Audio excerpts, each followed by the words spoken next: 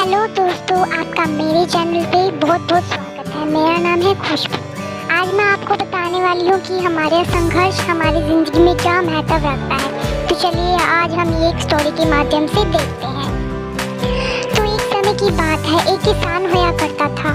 वो बहुत मेहनत करके अपने खेत में काम किया करता था, पर फिर क्या हुआ, उसको कोई भी सफलता हासिल नहीं हुई। इसलिए वो बहुत ज़्यादा निराश रहने लगा और सोचने लगा ये मेरे साथ क्या हो रहा है। उसकी ज़मीन पूरी सूखी ही जा रही थी और वहाँ पे बारिश, आंधी, तूफान, धूप का कहर मच रहा था और उसकी ज़मीन पर एक भी अन्न का दाना नहीं उग रहा था।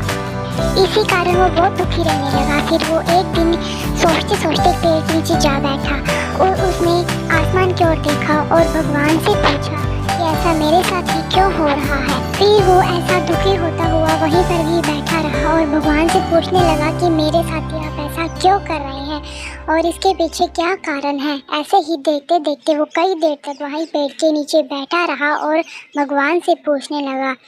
फिर क्या था, बस वो आसमान की तरफ देखता ही जा रहा था। फिर उसने भगवान से बोला कि आप मुझे एक बार ऐसी ताकत दे कि मैं अपने हिसाब से सब कुछ चला सकूं।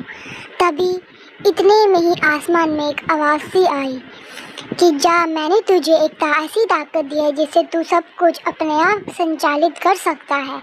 मैं भी देखता हूँ कि तू ये सब कैसे कर सकता है, तो जा, मैंने तुझे ऐसी ताकत दी। ये सब सुनकर वो किसान बहुत खुश हुआ और कहने लगा कि आपने जो मुझे ताकत दी है मैं उसका सदुपयोग करके दिखाऊंगा। फिर वो अपने खेत में बहुत मेहनत से काम करने लगा और पर क्या था, वहाँ पे उसने अपनी ताकत से सारी जितनी भी आंधी, तूफान, धूप का कहर सब कुछ बंद कर दिया और अपने खेत पे खुशी खुशी काम करने लगा और बिना ही मेहनत के ही वो अपने खेत में अन्न उगाने लगा।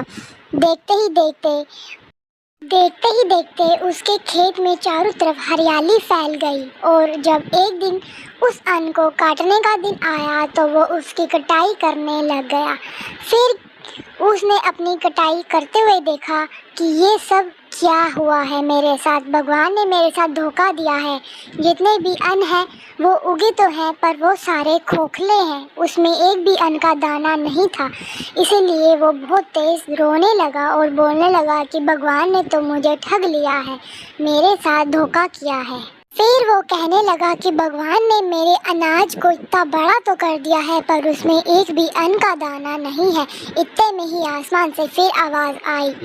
उसने बोला, किसान, तुमने जो मुझसे ताकत मांगी थी वो सिर्फ अन्न को उगाने की ताकत मांगी थी। बिना ही परिश्रम किए ही तुम सब कुछ पाना चाहते थे, इसीलिए तुम्हारे साथ ये सब कुछ हुआ है। जब तक एक ज़मीन धूप, मिट्टी, तूफान, आंधी का कहर नहीं सहती तब तक वो उपजाऊ नहीं होती।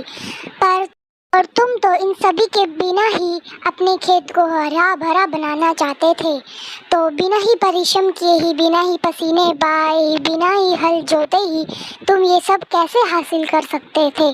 तो तभी ये तुम्हारे साथ हुआ है।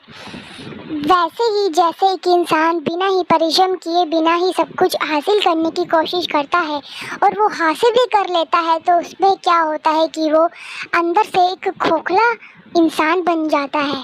उसी तरह जैसे ये गेहूं के दाने उगे तो हैं और बहुत बड़े, अच्छे, तंदुरुस्त उगे हैं, पर अंदर से क्या, ये अंदर से तो ये पूरे खोखले ही हैं।